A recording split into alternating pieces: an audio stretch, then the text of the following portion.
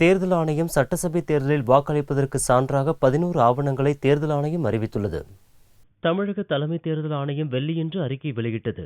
அதில் 2016ஆம் ஆண்டிற்கான தமிழக சட்டசபை பொதுத் தேர்தலில் புகைப்பட அடையாள அட்டை வழங்கப்பட்டுள்ள அனைத்து வாக்காளர்களும் அவர்களின் புகைப்பட அடையாள அட்டையை அளிக்க வேண்டும். அட்டை இல்லாதவர்கள் தங்களின் அடையாளத்தை மெய்ப்பிப்பதற்காக ஏதேனும் ஒரு ஆவணத்தை காண்பிக்க வேண்டும் என்றும் தெரிவிக்கப்பட்டுள்ளது.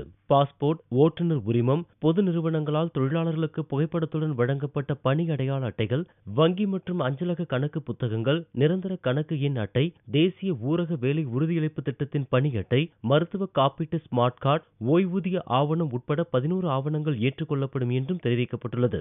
அத்துடன் வாக்காளர் பட்டியலில் பெயர் இடம்பெற்றிருந்தால் மட்டுமே வாக்களிக்க முடியும் என்றும், வாக்காளர் பட்டியலில் பெயர் இல்லாதவர்கள் தேர்தலில் வாக்களிக்க இயலாது என்றும் கூறப்பட்டுள்ளது.